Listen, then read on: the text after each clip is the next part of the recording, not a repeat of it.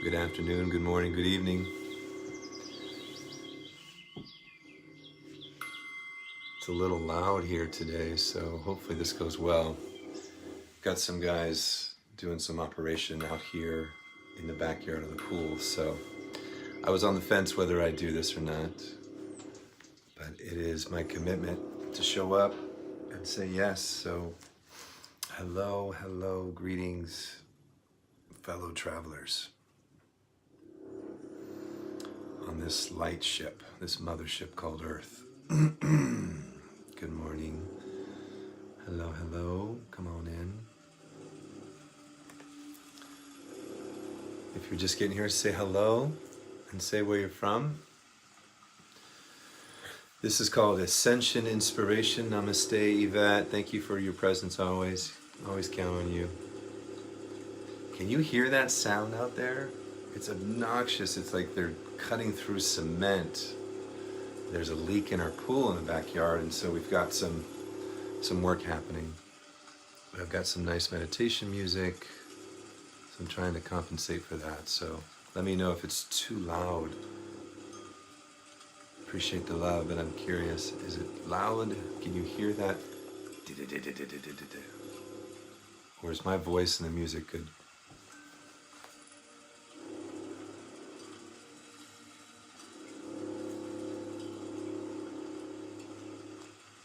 Grateful for the workers.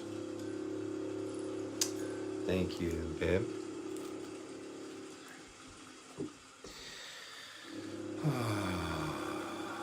Well, here we are in the week of Wesak. Vesak. A time that is April, May, and June, generally, this 3-month period. And it's a very special Wesak. It's the time where the Buddha and the Christ descend upon the Himalayas. The great masters, the initiates, the adepts, they gather, seen and unseen realms. On this Buddha moon on the 18th. And so generally we know that the days prior to the days after, that window of time, is a potent window of time. There's a lot of light coming in, a lot of wisdom coming in, a lot of support to come in. And sometimes that support might be agitation, it might be aggravation, it might be irritation in your body system, rubbing against what wants to be released and what wants to be healed, what wants to be revealed. The light comes in and it shows itself. And so, wherever you are, in this holy now moment, wherever I am, what I know, right where I am, right where you are, the presence of love is, the presence of God is, alive and well, and radiating in the core of our being. And my intention in this moment, in this time that we share here, is to bring in, to open our awareness, to open our eye to the awareness of the presence of divine love that is here to help us ascend, to raise up, to rise up our consciousness. And that's all that this is. This is called Ascension Inspiration, based on a book that is just a beloved book of mine on my shelf called The Dossier on Ascension. Once again, it's backwards to you. This was published by the Summit Lighthouse. This was a channeled transmission from Mark Prophet, who has since transitioned. He was the beloved of Elizabeth Clare Prophet. The two of them built what was known as Camelot, not too far from where we are at King's Ranch out here in Malibu, in the Santa Monica Mountains. And they worked specifically with the Ascended Masters, Saint Germain, Elmoira, Jesus, Lady Portia, and many others. But Serapis Bay is the hierarch, what is known as the hierarch of an etheric retreat, which is located just above Luxor, Egypt. And it's known as the Ascension Flame Temple. And those individuals, those of us that are on a path of ascension, that are on a path of integration, of integrating our Christed heart, our true Buddha heart, Buddha mind, Christ heart. We're on this path of initiation, of ascension. Or maybe you're asleep. I doubt any of you watching this are asleep. So, excuse me, I'm gonna get some water. Talk amongst yourselves.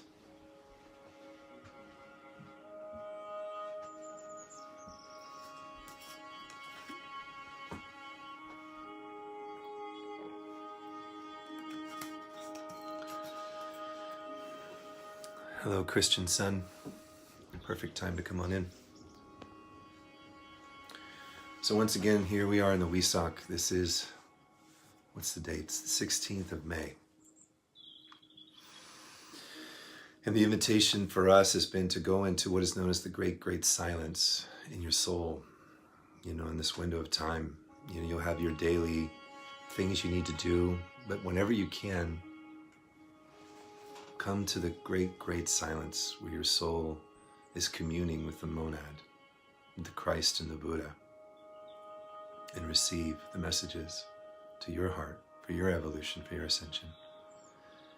And so my intention once again is to help inspire something inside you, to help you remember. It is my passion, my joy to read sacred text, that I do know that with my intention and my vibration and the frequency that's coming from my heart, my soul, will come in and support you and activate and elevate and inspire something within your consciousness and your heart that remembers. And we remember and we rise together. And so chapter 2, and before I begin, I'd like to open up with the great invocation. This is a prayer called the Great Invocation that is done at the time of Wesak especially. But Heather and I have been doing this consistently for a while. It's kind of our daily ritual. And it's called the Great Invocation. And so I speak this, I invoke this for this space right here and right now. From the point of light within the mind of God, let light stream forth into the minds of humanity. Let light descend on earth. From the point of love within the heart of God, let love stream forth into the hearts of humanity. May Christ return to earth. From the center where the will of God is known, let purpose guide the little wills of humanity, the purpose which the masters know and serve. From the center which we call the race of humanity, let the plan of love and light work out, and may it seal the door where inequity dwells, and may light and love and power restore the plan on earth. And so it is, and it is done. Kadosh, Kadosh, Kadosh, Adonai Sabaoth. Kadosh, Kadosh, Kadosh, Adonai Sabaoth. Kadosh, Kadosh, Kadosh, Adonai Sabaoth. Eir Asher Eir. And once again, all I'm saying is Kadosh, Kadosh, Kadosh, Adonai Sabaoth, meaning holy, holy, holy is the Lord God of hosts. Eir Asher Eir, meaning I am that I am. You are, we are. So chapter 2 of the Dossier on Ascension. And it's titled, When We Have Shuffled Off This Mortal Coil. Unto you who recoil not from Ascension's coil, but would be recoiled in the sacred fire, I am come to transfer the compressed energy of my causal body. In continuing my dissertation on the Ascension, which is the gift of God for all, I take you now to the Shakespearean plays and to the statement made, to sleep, perhaps to dream. Aye, there's the rub.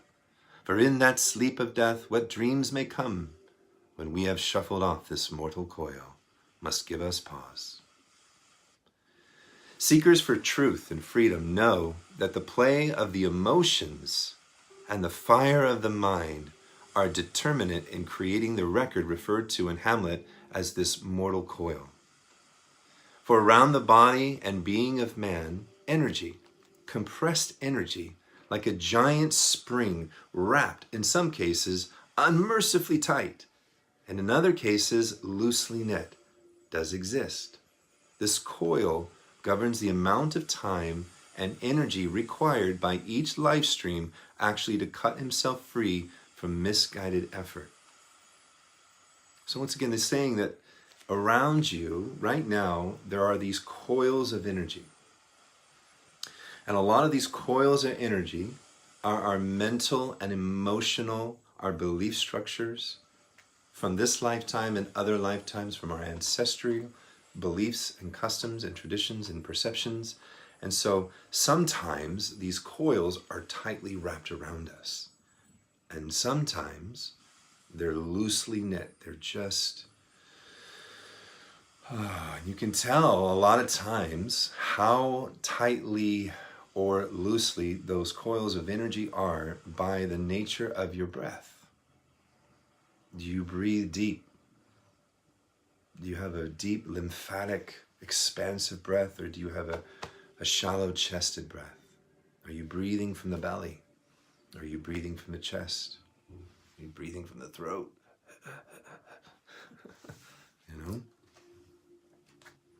Because individuals by divine grace and mercy have hidden from their own eyes the extent of the degradation to which they have fallen in their total schema of past embodiments, I would suggest that it's preferable for everyone to feel that the weight of his karma is less rather than gross. For when individuals who have what we would call a heavy karma become obsessed with the idea of that karma, they create a certain lethargy in their feelings and an almost unwillingness to begin paying off the karmic debt, feeling that it is too overpowering even to contemplate.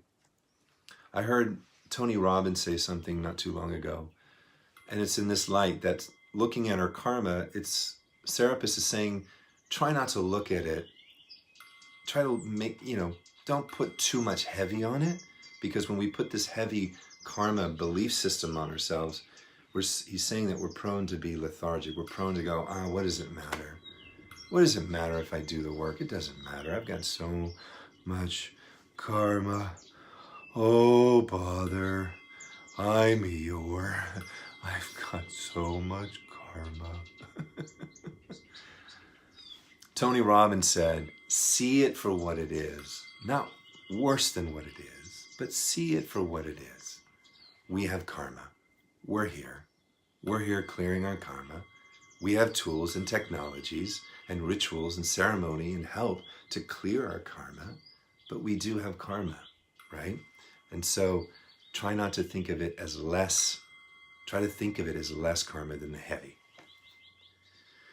When individuals believe their karma to be very light and they enter into the spirit of releasing it swiftly into the sacred fire, there is a great release of joy that flows through their beings. The action of joy has a tendency to create malleability in the coils of energy, a relaxing of the tensions inherent within these energetic coils and the freeing of the individual from restless tides, which have, over the centuries, proved to be his nemesis. Still getting over a little bit of a cold. Forgive my cough.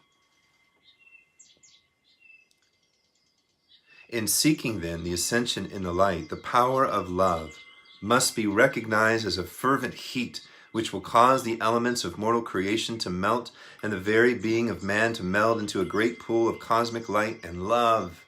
Let me say that again. In seeking, then, the ascension in the light, the power of love must be recognized as a fervent heat which will cause the elements of mortal creation to melt and the very being of man to meld into a great pool of cosmic light and love. Just melting. See that visual of just divine love, aham prema, just coming in and just melting you into this golden pool of cosmic love and light. That you are that, as Rumi says, you're the drop and you're the entire ocean in the drop. You're all of that, allowing love to do that. Now, because of man's intently conceived ideas about life and love, oh, don't we have some wonderful ideas of life and love? There's always the danger that individuals will overpower the truth that lies behind the worded symbol by their own shallowness of concept and thus fail to acquire the power of the word that went forth on behalf of their own freedom and quickening. The giant storings retained within the heart of the Christ as he lay within the tomb, were the results of no idle effort. They were the power of universal law and life, of enormous concentration, of resurrection's flame, and of the receptivity of the chalice of his great heart of faith that in olden days did in golden cadences sweetly say, "Thou wilt not leave my soul in hell, nor suffer thine Holy One to see corruption." Men must come to understand that it is the poison of mortal concepts that man has created the sting of death. That the strength of sin lies within the law, and that this law has made to read, "In sin did my mother conceive me," while denying the immortal birthright of the Heavenly Father, who can justly say of all his creation, "Ye are my offspring." If you are the offspring of God, then there should be resident within you the day spring from on high, the energetic coil of the spirit of the resurrection and the ascension out of human density and patterns of lethargy. You are the offspring of God. You're the offspring of God. You are the children of God. You are a daughter. You are a son of God.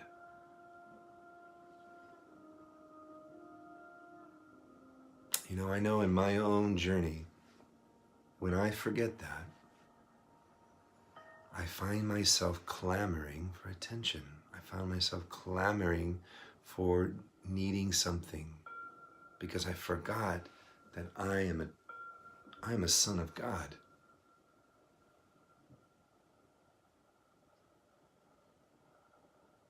That we are the offspring. There's something in us that's so beautiful, that's so magnificent, that is so radiant.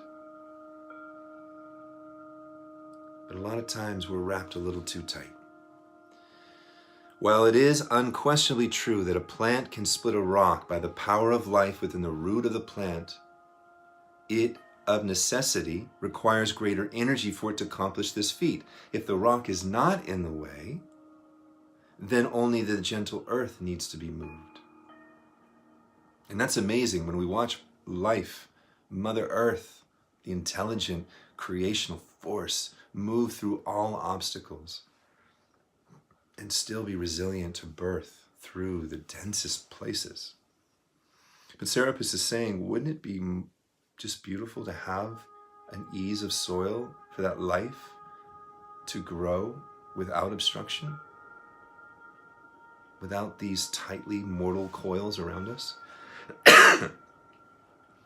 So thus let me clearly declare that the stripping away of the coils of negative energy surrounding mankind, the yielding up of old and residual ideas that have not brought to man his freedom, and the substitution of great positivity of mind does help to remove the crushing weight of human effluvia from the soul and prepares the way for Christly vestments to be placed about the shoulders of the neophyte, of the seeker for greater light. Candidates for the ascension understand the plan that surely as he has measured the everlasting hills, surely as he has prepared a place for those who love him, the way is made plain that either men continue to dwell in the darkness of mortal concepts of misunderstandings, culminating in the death of the body and the release of the soul, or they accept the opportunities which life offers them and they become candidates for the ascension. Those who do so welcome the surge of the ascension flame through their minds and their bodies, for they understand the need for regeneration even as they understand the need for generation. Certainly, first has come into manifestation that which is of the earth, earthy. And then has come into manifestation the second man, which is the Lord from heaven. As man has borne the image of the earthy, so must he now bear the image of the heavenly. But the weight of the burden of the Christ light, which is in reality no burden at all, but only the powerful essence of freedom concentrated within the soul, must be accepted as the sole reality of life. And as the reality of the solar L that makes man to understand, indeed, the meaning of the words, "Ye are gods." If then men belong to God and the possessive sense are gods, belonging unto him, they also are, as his offspring, must be sparks of the parent flame, and thus not only belong unto God also, but in truth themselves be gods. Bam! Solar L, we talked about this last week. When you embrace the solar L, that part of you, that solar essence, that you are the solar L, that is the angelic presence that you are lying within your human body. When you get this, when you cognize this, recognize that, remember who and what you truly are, that you are this light, you are the sun, you are the daughter of that, you are the solar L, the angelic human. That there is something in you so radiant, but it's upon us to fan it into flame. And that's what you're doing right here, right now, as you just commune here in this moment and remember that there's a flame in you that's active. There's a flame in you that's vital. There's a flame in you that's eternal. And when you fan it, whew, by your breath, by your visualization, by the release of the coils, you allow that flame to burn bright, that threefold flame in your being. You're not just a part of God. You are a miniature God. You're not the allness. We're not one of us is ever the allness of God. Let that not be mistaken. What we're saying here is that right where God is, I am. You are. Unseparated forever. You remain one. One power, one force, one love. What a lie has been fostered down through the ages and slyly slipped into the religious patterns of the world. Men have then come to accept as truth in the name of God that they are vile, and in the words of St. Paul, altogether gone out of the way. They do not understand how to break the scriptures. They do not understand that he was citing, as the scriptures have cited from time immemorial, the negative patterns unto which men have fallen. This is the ditch into which the blind lead the blind. But those who have the power to see understand that energy must follow the thought, and the thought must manifest the idea of its freedom here and now. For men to continue to wallow in the mire of despair or fear is a tormenting thing which denies the soul the power of the love of God. Now this comes through many, many layers. We cognize it. We recognize it in our mind. We go, okay, oh my God, I remember when I first heard this thought. I am God. I am that I am. I am that. I'm not this litany of things that I believed I was. I am limited by my education. I am limited by my lack of money. I'm limited by my fill in the blank. I'm not enough. There is this running virus in our system that consistently plays at deeper levels of our human emotions, physical body, whether we think our body's good enough, or we think our accomplishments aren't good enough, or somewhere there's a running program of I am not enough. And you may not ever say that consciously, but and this is from me to you. I know this place because when we're comparing ourselves to another, we're saying, I am not enough. I'm not that. I'm not that. And that's a lie, right? That's a lie from hell. I am that. I am that which I am seeing. I am all of it. Right where I am, God is in what I'm seeing. And good for us, Wayne Dyer used to teach me to say, when we see somebody succeeding in a way that we feel like, oh man, why am I not there? Why am I not having that house? Why am I not having that car? Why am I not having those clients? Why am I not living my passion? Why are they? If that keeps us in that thought stream, then we are out of alignment with truth, because right where that person that's succeeding that you're looking at is where you are. Good for us. Good for us. And so good for you if you're doing great right where you are. And if you're not, Be inspired by what you see, because God is moving and evolving through all life around you. And you're a part of it, you're one with it. And we rise together, we rise as one. But this idea that you're a sinner, that you're faulty, that you're broken, is just a viral idea. It's a virus in our system that is an invitation for all of us to just see where it lies and how far deep it dwells. Because I know for me, I've always had to wrestle with my darkness, with my shadow, with my Lucifer, with the devil, the dark wolf, or whatever many names we call it, the id, Freddie P. Soft, and on ad infinitum. We are glorious, majestic beings, just waiting to remember and recognize who and what we are. And we are the offspring of God. The love of God infuses life. The love of God frees life. Let me say that again. The love of God infuses life. The love of God frees life. The love of God is inherent within life. It was the energy of that love that raised the Christ from the dead, set him on high, and ascended him into the heavens. And a cloud indeed hid him from the sight of mortal men. Quote, all then who follow me, he has said, in the ritual of the ascension will be hid with Christ in God. The triunity of the spiritual experience forms a star of victory. Victory.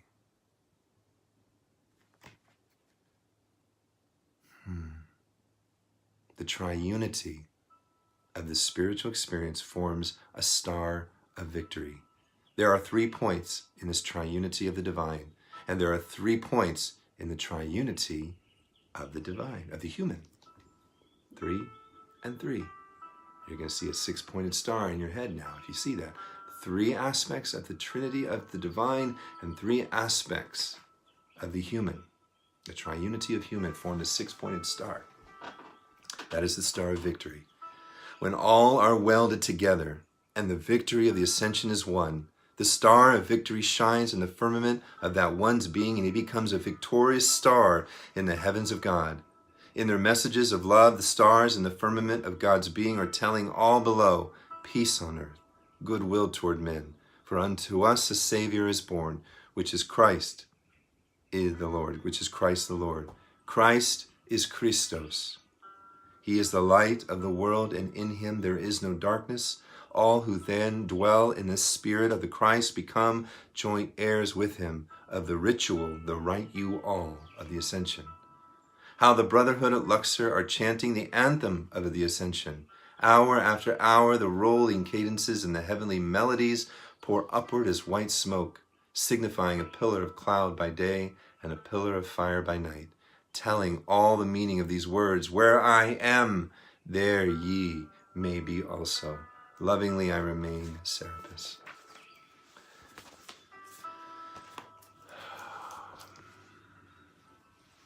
So once again, to summarize this chapter, your beliefs and your thoughts about yourself, your habits, your mental habits, your physical habits, they are either helping loosen the coils around you, the energetic coils, or they're tightening them. And there's so much light coming in that if we become supple and loose and light, we become buoyant, right?